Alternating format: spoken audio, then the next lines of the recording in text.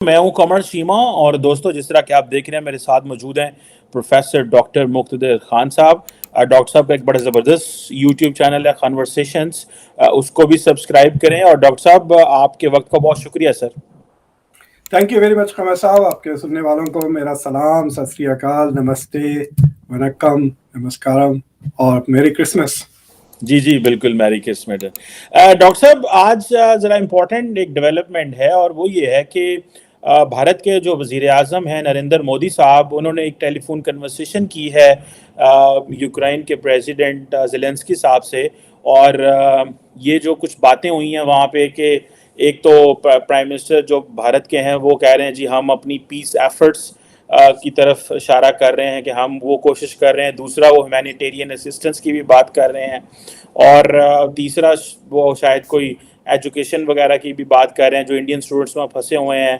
आप कैसे देखते हैं, क्या प्राइम मिनिस्टर मोदी जो हैं उनका स्कोप या उनकी इतनी कैपेसिटी है कि वो कोई पीस एफर्ट्स की कोशिश कर सकते हैं, या कि वो सिर्फ और सिर्फ अपने इंडियन स्टूडेंट्स के लिए ही कोशिश कर रहे हैं? How do you see this sir? Sir देखिए, इनिशिएट तो जेलेंस्की ने की फोन कॉल करके कि आप प्लीज मेरे 10 पॉइंट उनका जो एजेंडा था जो वो नवंबर को 15 को बाली में उन्होंने बाय जूम प्रेजेंट किया था, पीस प्रोसेस, पीस के लिए he has a formula for piece कह रहे हैं वो।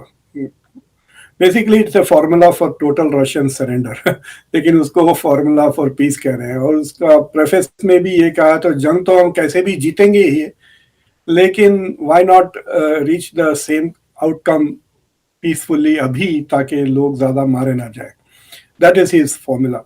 मुझे लगता है कि जब वो यहाँ आए थे वॉशिंगटन में तकरीर करने के लिए द जॉइंट सेशन पे कांग्रेस की, यहाँ पे शायद किसी ने कहा होगा कि भाई one of the things that you need to do is to keep getting G20 की सपोर्ट।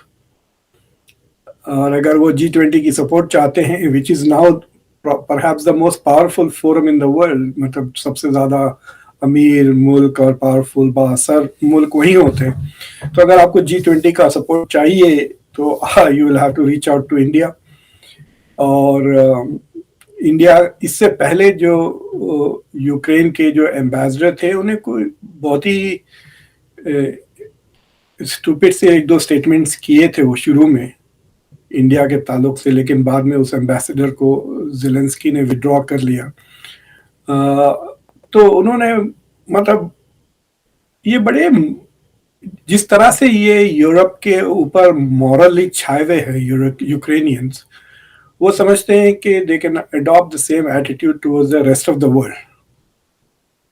आप अगर हमारी मदद नहीं कर रहे हैं तो यू आर इविल, इस तरह का उनका पोस्चर है कि आप हमारी मदद कैसा नहीं करते हो, आपको शर्म नहीं आ रही, आप हमारी मदद नहीं कर रहे, आप कितनी ये है, आप हम सेल्फिश हैं। ये तो इंडिया के बारे में वो कह चुके हैं एक दो बार, इंडिया के ऑयल परचेजेस रशिया के बारे में।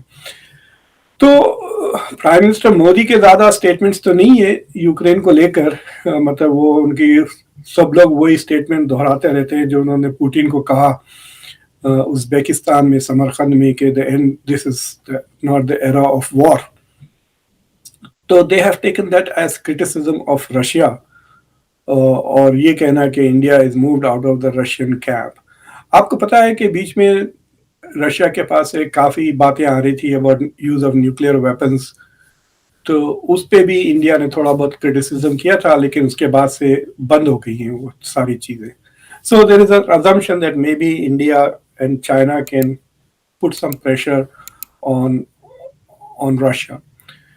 तो जेलेंस्की तो चाइना के बारे में ज़्यादा बोलते नहीं है, वो तो ज़्यादा क्रिटिसाइज करते हैं ना रीच करते हैं, but he is been trying to reach India because he thinks India is now sort of quasi part of the West Quad के थ्रू। तो वो चाह रहे हैं, देखिए G20 के जो फोरम्स होंगे वो सितंबर की बात कर रहे हैं, सितंबर तो एक साल है अभी, लेकिन मैं जैसा आपके शो पे पहले भी बता रहा था, तकरीबन 250 से ज़्यादा मीटिंग्स होने वाले हैं इंडिया में G20 को के under the auspices of G20। Election मतलब एनवायरनमेंट पे कई मीटिंग्स होंगे, कोऑपरेशन के लिए, हेल्थ पे, सिक्योरिटी पर, फूड सिक्योरिटी को लेकर, एक्सट्रीमिज्म और टेररिज्म को लेकर। तो ये सारे जो डिफरेंट डिफरेंट मसाइल हैं जो इंडिया ने एजेंडा पे डाला हुआ है। इंडिया के जो 3 एजेंडा है, एक इज टू ग्लोबल हेल्थ, एक इश्यू है डिजिटल एजुकेशन, एक इश्यू है, और एक्सट्रीमिज्म एक इश्यू है। फिर स्टेबलाइजेशन ऑफ ग्लोबल इकोनॉमी भी है। सो ये सारे चीज़ों पे कई डिस्कशंस होंगे इंडिया में, ऑल ओवर द कंट्री। कई मतलब एक किस्म से इंडिया में एक फेस्टिवल का माहौल रहेगा, क्योंकि India is not going to just stop with a meeting. अगर मिसाल के तौर पे अगर आगरा में अगर वो मीटिंग रखे हैं ऑन से इकोनॉमिक स्टेबलाइजेशन के ऊपर, तो बस वही नहीं होगा वहाँ पे। फिर वो सबको लेके जाएंगे, ताजमहल दिखाएंगे, फिर वहाँ पे उनको ले जाके पेठा भी खिलाएंगे, फिर थोड़ा कल्चरल इवेंट्स भी होंगे। तो it will be like a festival atmosphere all over. और अगर आप चाहते हैं कि यूक्रेन आपके एजेंडा पे हो, then India has to put it on it. अगर इंडिया एक भी मीटिंग नहीं स्केड्यूल करती है यूक्रेन के लिए, यूक्रेन के रिकंस्ट्रक्शन के लिए, यूक्रेन, आपको पता है यहाँ पर अब एक लॉ पास हो गया है अमेरिका में कि रशियंस की, नॉट रशिया, रशियंस के जो एसेट्स सीज होने वाले हैं या सीज हो गए हैं, आपको पता है बिलियनर एसेट्स के बोर्ड्स वगैरह सीज कर लिए गए थे, तो वो सारे एसेट्स का इस्तेमाल किया जाएगा टू रिबिल्ड यूक्रेन। तो ऑलरेडी अमेरिका में पास हो गया है law to basically seize. I don't know how we can do that कि प्राइवेट सिटीजन्स के, इट इज लाइक सेइंग कि हाँ ये पुतिन का दोस्त है, ये पुतिन का अंकल है, ये है, उसके जहाजें वगैरह इन्होंने जब्त कर ली। तो वो तो America is trying to do whatever it can to help Ukraine. But अगर इंडिया अगर एजेंडा पे डालता ही नहीं है वो चीज़ें, तो ये होगा नहीं।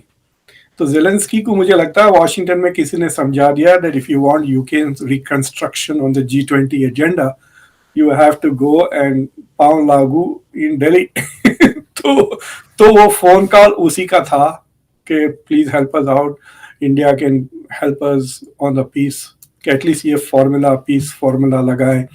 It is also quite possible, क्योंकि मैंने अभी रीड आउट नहीं पढ़ा उस फोन कॉल का, ना तो इंडिया की तरफ से नहीं आया, जो भी कवरेज यहीं की मीडिया कर रही है ना अभी।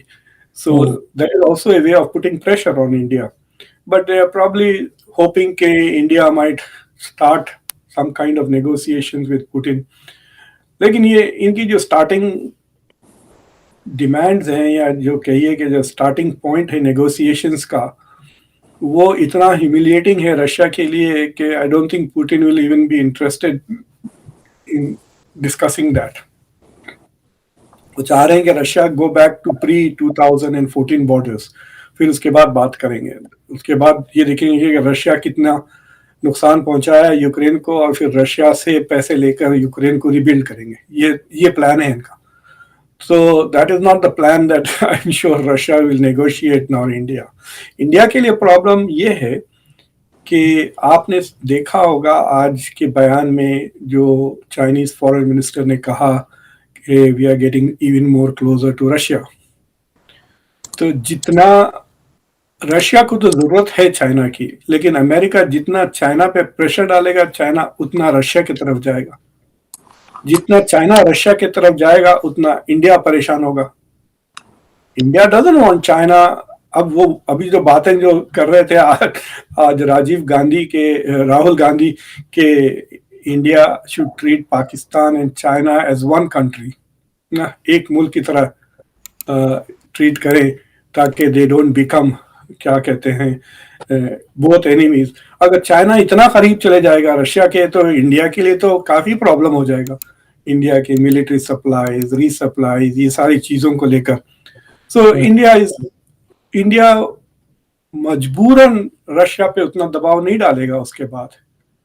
अच्छा डॉक्टर साहब, मैं एक चीज, ये मैंने आपके सामने ये शेयर भी किया हुआ है, ये जो ज़ेलेंस्की साहब की और प्राइम मिनिस्टर मोदी की टॉक हुई है, इसमें तो कुछ भी नहीं है स्वाय इसके कि इंडिया ही चीजें डिमांड कर रहा है। मिसाल के तौर पे इंडिया ये कह रहा है, चलो रशिया, यूक्रेन तो कह रहा है मुबारकबाद दे रहे हैं G20 को, और वो कह रहे हैं कि जनाब ये जो फूड एंड एनर्जी सिक्योरिटी के इशू हैं, इसको कंसर्न्स बनाया जाए G20 में। और दोनों लीडर्स ने ये कहा कि जी वो जो हमारे इंडियन बच्चे हैं वो वहाँ पे उनके हवाले से फैसिलिटेट किया जाए।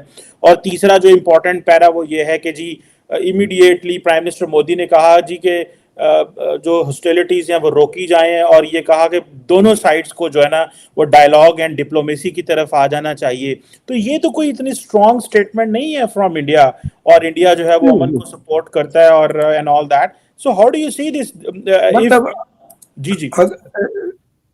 देखिए, अगर आप या मुझे कहते हैं कि लिख दें ये स्टेटमेंट, तो हम भी यही लिख देते और क्या लिखते, राइट? सिवाय वो स्टूडेंट्स के अलावा और क्या लिखते?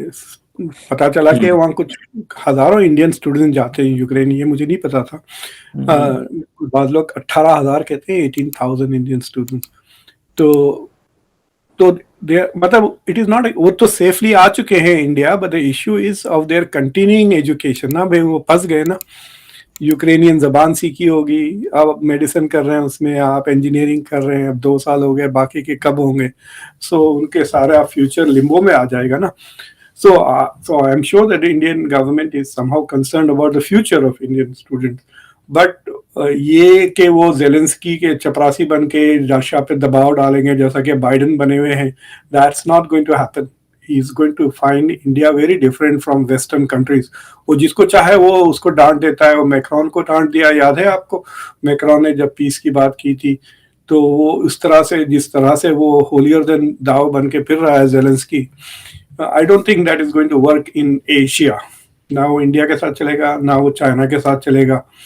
और so I'm not sure. I think जो मिनिमल गोल है, he wants to have at least one meeting on Ukraine या यूक्रेनियन रिकंस्ट्रक्शन, या यूक्रेन को किसी तरह से हेल्प करे या रशिया को कंडेम करे एट द G20। और मेरे ख्याल से this will be a good test of कितना इंडिया रशिया को अपना दोस्त समझती है ना। आपको पता है ऑस्ट्रेलिया में बहुत क्लियर अल्फाज में कह दिया था इंडिया के फॉरेन मिनिस्टर जयशंकर साहब ने कि there is no way we are going to abandon Russia. You know, Russia has proved to be a good friend. 1971 का जिक्र काफ़ी करते हैं।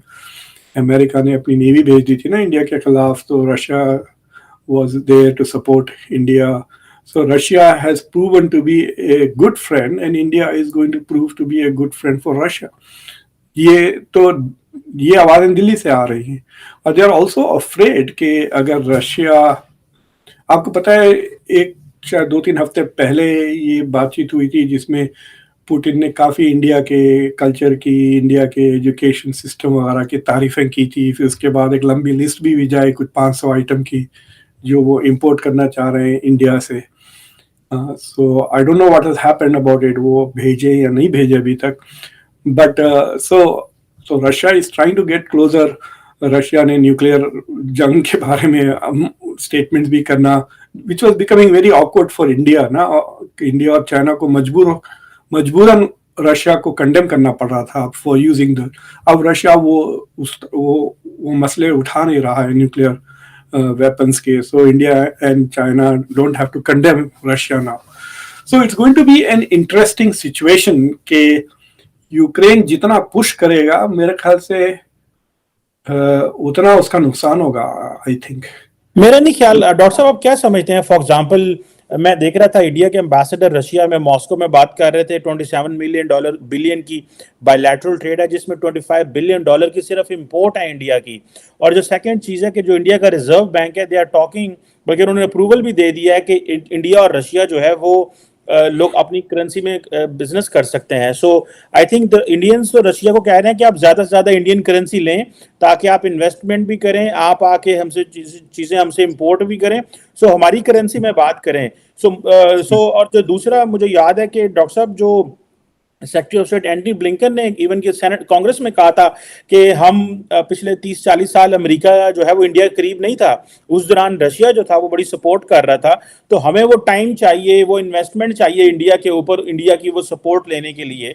सो इट मीन्स कि वेस्ट तो ऑलरेडी कन्विंस है, बल्कि वेस्ट तो सिर्फ वो मोदी साहब की एक जो बात उन्होंने आई थिंक वो ताशकंद में की थी उसी को लेके बैठा हुआ है कि वो जी जंग जो है ना वो बंद होनी चाहिए, this is not an era of war. So Zelensky को क्या मिलना है जब बाकियों को कुछ नहीं मिला? मोदी साहब तो बस अपना ही वो सोचेंगे जो वो आई थिंक सोच रहे हैं। सी द थिंग इज के जेलेंस्की तो ट्राई कर रहा है ना, वो हर जगह ट्राई फुटबॉल के फाइनल में भी वो चाह रहा था कि वो स्पीच दे दे, तकरीर। He is constantly trying to generate public support, कहाँ से जो पैसे मिल सकते हैं, सारी दुनिया से जो चाहे वो is trying to get some kind of support from everybody.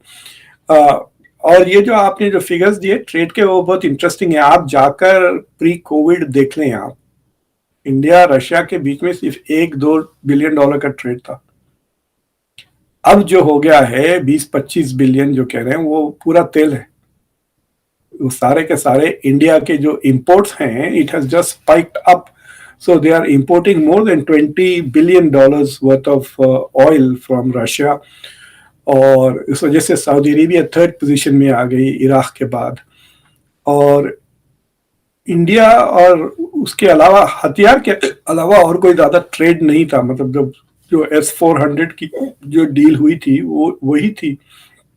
लेकिन अगर रशिया मजबूरन इंडिया से को तेल रुपये में बेचता है तो वो फंस जाएगा ना। वो इंडियन रुपीज लेके और क्या करेगा, वो और कहीं इन्वेस्ट नहीं कर सकता। He left to come back and then import stuff from India. तो वो लॉक इन हो जाएगा, समझिए आप। द ट्रेड इंडिया तो फायदे उठा रहा है, 30% डिस्काउंट पे तेल मिल रहा है उसको। So India is good at it, क्योंकि मुझे तेल सस्ते में सर वो एक्सपोर्ट कर रहा है बेसिकली। जी हाँ, इंडिया तेल ले रहा है, वो एक्सपोर्ट कर रहा है। Majority of the oil that has come, that is not for the uses, that is for the export. India या फॉर वो डॉलर में एक्सपोर्ट करेगा और इनसे रुपये में बेचेगा तो फिर वो रुपये वापस ही आ जाएंगे, क्योंकि देन रशिया वो रुपयों का करेगा क्या। वो यूरोप में तो कुछ डील नहीं कर सकता। ईरान से हथियार, क्या ईरान से जाके ड्रोन्स का पेमेंट वो रुपये में थोड़ी करेगा। Iran is not going to take that payment in rupees. So what it will have to do is come back and say, ठीक है, मैं ये जो चीजें दूसरे मुल्कों से इंपोर्ट कर रहा था, मैं तुमसे इंपोर्ट कर लेता हूँ। So basically it's like a barter system के ये तेल लो और मुझे रोटी दे दें या जो भी चाहिए वो वापस वो ले लें।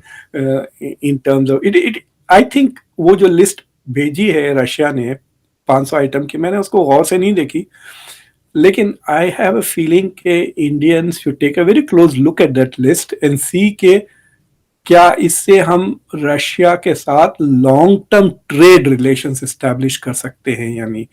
ये नहीं कि जंग खत्म होने के बाद फिर रशिया के चलो सेम प्राइस पे तेल खरीदो फुल प्राइस पर, और वो भी डॉलर्स में, राइट। तो so they have to think of it in long term as this as an opportunity to tie Russia इन।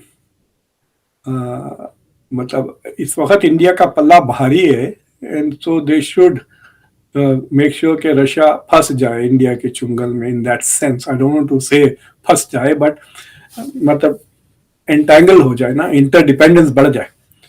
और उससे भी ये भी होगा कि it will give India a get out of jail card. जब अमेरिका प्रेशर डालेगा कि ना हमारे साथ ये भी करो वो भी करो, तो अरे नहीं यार, यहाँ तो $25 बिलियन का ट्रेड। अब देखें अमेरिका के साथ कुछ 140 के करीब हो गया है यूएस इंडिया का जो ट्रेड है, ओवर 100 बिलियन से ज्यादा हो गया, ये 4-5 गुना ज्यादा रशिया से जो अब है। So India number 1 trading partner is the US. In the past में दोस्त रहो या ना रहो वो और बात है। और आपको पता है इंडिया से लोग जाके रशिया में बसते नहीं है, यहाँ बसते हैं। ये 4 मिलियन इंडियंस हैं अमेरिका में सेटल। अभी भी जो अमेरिका को आ रहे हैं, lot of them are coming here to stay. आपको पता है ना सिर्फ 4 मिलियन लोग हैं, बल्कि अब 500,000 इलीगल लोग भी आ गए हैं साउथ अमेरिका के थ्रू से। अमेरिका को बाकायदा एस्टैब्लिश्ड पैथवेज बन गए हैं। जी हाँ, इंडिया से हाँ, तो तकरीबन 4-4.5 मिलियन इंडियंस हैं यहाँ पर। तो वो उस तरह नहीं जा रहे हैं, रशिया नहीं भाग रहे हैं कोई जाके वहां सेटल होने के लिए। या तो सो द रिलेशनशिप तो है historically, but India also knows कि there are limits to Russia utility. और अब के जिस तरह के जो नया यूएस डिफेंस ऑथराइजेशन एक्ट जो पास हुआ है, उसमें बहुत सारे इंडिया के लिए काफी कुकीज हैं। But there is an interesting item on that where the Congress has asked department of defence के आप जाएं और स्टडी करें कि इंडिया को रशियन टेक्नोलॉजी पे जो डिपेंडेंस है डिफेंस, उससे इंडिया को आजाद करने में क्या लगेगा,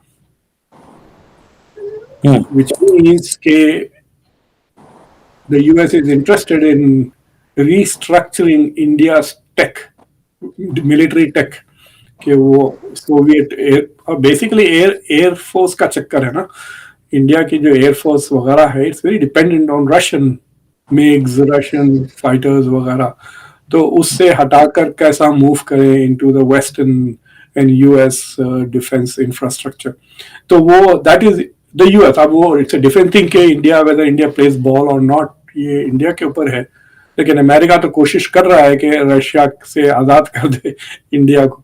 लेकिन इंडिया सर वो तो देखे ना, वो तो फ्रांस भी जा रहा है, वो इजराइल भी जा रहा है, वो अमेरिका भी जा रहा है, वो तो पूरी दुनिया से जो है वो ले रहा है, वो अमेरिका की इस they don't want to be dependent, वो मतलब that's a very smart strategy, you know, they do not want to become dependent on the US।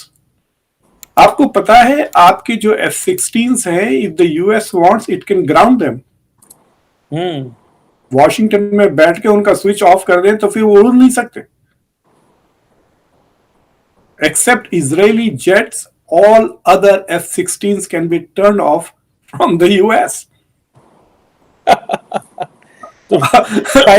तो इसलिए तो फिर सर ये तो अगर कल तो आप लड़ नहीं सकते, अमेरिका के खिलाफ तो सवाल ही नहीं पैदा हो सकता। You can not use them against America, you can not use them against American allies, and you can not use them even against your own enemies if America doesn't want them.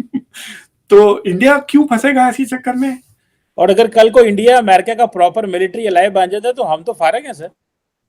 हाँ, totally, और इसमें कोई शक की बात ही नहीं है। There is no question about it. US supplies भी कट हो जाएंगे, आपकी ट्रेनिंग भी बंद हो जाएगी, बहुत चीजें बंद हो जाएंगी। वो फ्लाइट तो नहीं करेंगे वो, if the US decides to do that.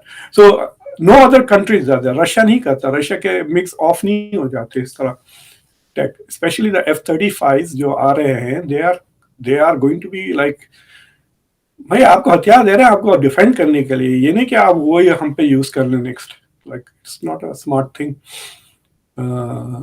तो India is trying to diversify, but it's not a very smart thing also. मतलब कि सो फॉर एग्जाम्पल वो जो रफाले जो उन्होंने लिए हैं, रफाले 18 रफाले, they're not very good at landing on aircraft carriers, for example। तो अब इंडिया अब एयरक्राफ्ट कैरियर एक बना रहा है खुद, और is thinking of getting if next generation aircraft carrier. तो उसमें कई चक्कर है, पता है आपको। एयरक्राफ्ट कैरियर्स एक ऐसा होता है जिसमें इट हेल्प्स यू फ्लाई, दूसरे जो आपको कैटापुल्ट करता है। सो देयर आर कंपैटिबिलिटी के भी इश्यूज हो जाते हैं। So while Rafale turns around fast, it's a good dog fighting plane, लेकिन dog fighting आजकल होती नहीं है। There is no such thing as dog fighting। दूर से ही शूट करते हैं आप, तो यू नो घर में बैठे बैठे भी आप उसके बजाय, मतलब इट्स क्वाइट पॉसिबल। मैं तो कहता हूं कि air force will become useless very soon, क्योंकि फाइटर पायलट्स के बजाय आप ड्रोन्स यूज कर लेना। Drones can do the same thing. They are just planes without pilots. तो ड्रोन टेक्नोलॉजी आइंदा 10 साल में इतना एडवांस हो जाएगी कि you will not need Air Force jets with pilots in them. The drone will do everything. तो वो बॉम्ब भी करेगा, अभी ऑलरेडी वो बॉम्ब करता है, रिकॉग्नाइजेंस करता है, फ्लाई करता है, शूट करता है। अब उतने बड़े ड्रोन्स नहीं बने कि they can carry मतलब nuclear weapons and drop them, इस तरह की चीजें। But so India is not going to get caught in that web। India technology demand भी करता है ना, खरीदना नहीं चाहता खाली। they want manufacturing rights, servicing भी खुद करना चाहते शायद, which saves you a lot of resources। So I think America will have to make more concessions to India than it has ever made to any other country before India becomes fully partner in defense। ये तो बड़ा जारी बात है, बड़ी transfer. एक बड़ी transformation India को करनी पड़ेगी, और मेरा ख्याल है ये पूरी अमेरिकन सपोर्ट लेके तो फिर भी इंडिया अपने आप को जो है ना वो अपनी ऑटोनॉमी रखेगा। मुझे नहीं लगता सर, क्योंकि उनको पता है कि हमें जो है वो अपने पत्ते सही खेलने हैं। इंडिया जो है वो वेस्टर्न जितनी ये कंपनीज हैं वो इंडिया की सप्लाई चेन पे डिपेंडेंट है, वो चाइना से निकलने चाह रहे हैं। कोई एक तो चैलेंज नहीं है इंडिया के वेस्ट के लिए और पर्टिकुलरली अमेरिका के लिए। चाइना का बैलेंस जो है वो भी खराब करना है, इंडिया को भी उठाना है, डिफेंस भी है, बहुत कुछ है। ये क्वाड के जो अभी स्टेम स्कॉलरशिप दिए हैं तो वो चलो 25-25 सब मुल्कों के लिए, but I think they are moving. ये अगले 10-15 साल की तो बिल्कुल ही उड़ान ही बिल्कुल एक और होगी, and then obviously the potential is there. But there is also this thing ना कि जो सबसे बड़ा जो चेंज आ गया है कि अमेरिका का जो मार्जिन जो हुआ करता था वो कम हो गया है। मार्जिन ऑफ एरर अमेरिका के लिए इट हैज रिड्यूस्ड। जो कोल्ड वॉर में जितना यूएस के पास मार्जिन था इन टर्म्स ऑफ रिसोर्सेज वगैरह they could, but now they will have to think twice, right? कि अगर इंडिया को वो टेक्नोलॉजी दे देते हैं और इंडिया फिर वही अपनी मल्टी अलाइनमेंट पॉलिसी रख के चाइना से दोस्ती कर लेता है और चाइना से लड़ने के लिए तैयार नहीं है, इंडिया क्यों जाके लड़े ताइवान के लिए? मुझे बताएं। Why should India send Indians to die to defend Taiwan's independence and Taiwan's national agenda? हमारा क्या जा रहा है वहां पर? So that is a question that they like. वो सवाल मैं अमेरिका में भी पूछूंगा। मैं तो यहाँ होऊंगा ना, मैं तो यहाँ पे बहुत धूम करूंगा कि भाई हमारे बच्चे वहां जाके क्यों मरे? Why Taiwan's nationalism important to me? बने रहे आप प्रोविंस, बाहर मुल्क में रहे मजे में, you're enjoying democracy, you're enjoying all of this, be it. अगर आपकी दम में नहीं है तो ना करें, हम क्यों लड़े? ये जो यूक्रेन के लिए जो हम पैसे खर्च किए जा रहे हैं, पहले 6-7 महीने मैंने बहुत गड़बड़ की, देखिए मेरे शोज आप जाकर। लेकिन अब मैं इतना रिलैक्स्ड हूँ कि फायदा हमारा हो रहा है एक्चुअली फाइनेंशियली। हम 4 गुना ज्यादा कीमत पे तेल बेच रहे हैं यूरोप को, literally 4 times more than the price that Russia was selling. उस पे प्रॉफिट हो रहा है। सारे के सारे यूरोपियन मुल्क डर मार के F-35 के ऑर्डर पे ऑर्डर आ रहे हैं। जर्मनी से ऑर्डर आ गया है, फिनलैंड से ऑर्डर आ गया है, कनाडा से ऑर्डर आ गया है। स्वीडन की जो एयरफोर्स के कंपटीशन था वो खत्म हो गया है, बिकॉज अगर आप नेटो का हिस्सा बन रहे हैं then you have to buy F-35। Germany से ऑर्डर आ गए। जर्मनी तो 2 किस्म के F-35 खरीद रहा, the ones that carry nuclear weapons also, क्योंकि जर्मनी में भी न्यूक्लियर वेपन्स बेस्ड है ना अमेरिका के। तो हमारे लिए तो ये यूक्रेन की जंग is been way quite profitable. और ये जो हम 25-30 बिलियन डॉलर जो दिए हैं यूक्रेन को लड़ने के लिए, वो बेसिकली अमेरिकन हथियार खरीद के उनको दे रहे हैं। सो बेसिकली अमेरिकन गवर्नमेंट से अमेरिकन प्राइवेट सेक्टर को जा रहा है पैसा। I am okay with that, क्योंकि उससे जॉब्स क्रिएट हो रहे हैं अमेरिकन के लिए। हम ये नहीं कि हम यूक्रेन से स्टाफ थोड़ी लेकर आ रहे हैं टू मेक दोस जैवलिन्स जो बेच रहे हैं। इनफैक्ट यूरोपियंस भी जो हथियार दे रहे हैं यूक्रेन को, वो अमेरिकन हथियार खरीद के दे रहे हैं। क्योंकि अब ये विंटर में America is spending a lot of time, energy and attention to train Ukrainians दूसरे मुल्कों में, कहीं पोलैंड या रोमेनिया वगैरह में उनको ट्रेन करेंगे, but they will be train on American weapons. अगर फिनलैंड या ऑस्ट्रेलिया या ऑस्ट्रिया उनको हथियार देना चाहता है तो they will have to give them weapons with which they can fight, then they will buy American weapons and give it to Ukrainians. तो ये जंग तो हमारे लिए I think in the long run, I hope कि कोई अच्छा group of, कोई अच्छा think tank does a good analysis के in terms of money what is the net profit and loss for America from this war. उसके अलावा America की धौंस भी थोड़ी बढ़ गई ना, कि जिस तरह से हमने रशिया को ट्रीट किया, अगर रशिया को ऐसा कर सकते हैं तो चाइना दूसरे मुल्कों को भी कर सकते हैं।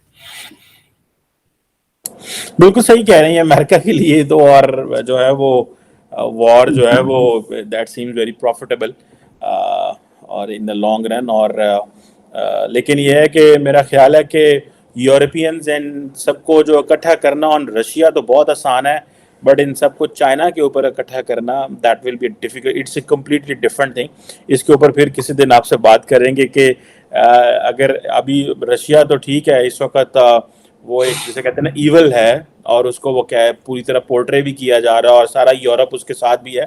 लेकिन I think the Americans may not have the support of all the Europeans for China in case something, और इस तरह की चीज़ होती है। देखिए, यूरोपियंस की तो डिपेंडेंस तो चाइना पे ज्यादा है, बट अब जैसा कि बीच बीच में ये सवाल उठता है ना कि रशिया को लेकर यूरोप में डिविजन्स आ रहे हैं, रशिया यूरोपियन मीडिया अब ये लफ्ज इस्तेमाल कर रही है अमेरिकन प्रॉफिटियरिंग। पहले नहीं, कभी हिम्मत नहीं होती थी उनकी, लेकिन पिछले एक महीने से दे आर सेइंग दैट। और फिर अमेरिका ने जो एनवायरमेंटल बिल पास की है उससे यूरोपियन, खासतौर से फ्रांस और स्वीडिश कंट्रीज, वो लोग बहुत अपसेट हैं कि America is probably trying to suck European companies into America with the incentives जो उन्होंने टैक्स इंसेंटिव्स जनरेट किए हैं। So there is a division between the US and Europe on this issue. China को लेकर बहुत ज्यादा हो जाएगा। मिसाल के तौर पे आपको पता है पोर्चुगल का सारा जो पावर सेक्टर है चाइना खरीद लिया है।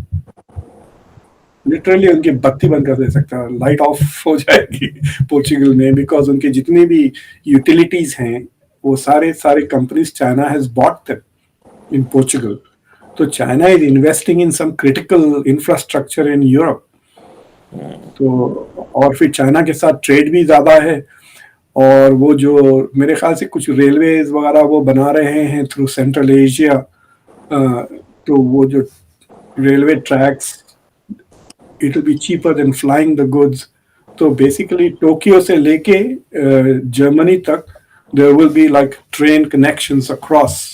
तो यूरोपियंस के लिए it will become far more cheaper to get goods as well as to sell goods to Asia. तो ये जो सिक्योरिटी रिलेटेड, देखिए रशिया ने एक गोरे मुल्क पर हमला करके बहुत इनको यूनाइट कर दिया ना। चाइना ऐसी हिमाकती नहीं करेगा। China is not going to attack a European country. अगर वो किसी को अटैक करेगा तो वो ताइवान है, और आई एम नॉट श्योर कि Europe is going to fight for Taiwan the way they are ready to fight for Ukraine. America करेगा। I do not understand why, मतलब मुझे समझ में नहीं आता।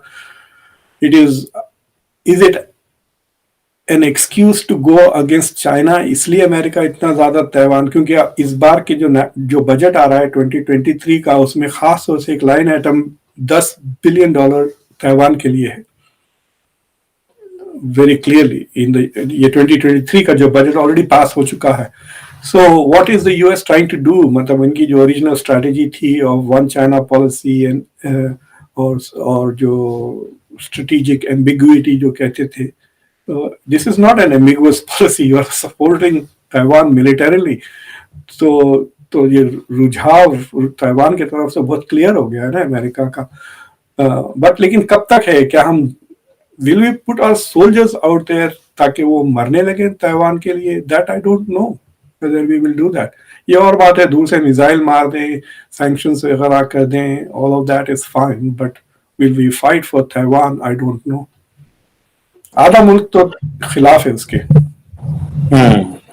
बिल्कुल सही कह रहे हैं। लड़ाई जो है वो बाकी दुनिया को तो बड़ी महंगी पड़ रही है बिकॉज सप्लाई चेन के इशू है और बहुत कुछ है। Anyhow, thank you very much professor doctor Muqtedar Khan साहब। Sir, it was an interesting talk on India, Ukraine, Europe, America के ऊपर। एक बड़ा अच्छा, बड़े मज़ेदार डिस्कशन है। Thank you sir. Thank you sir.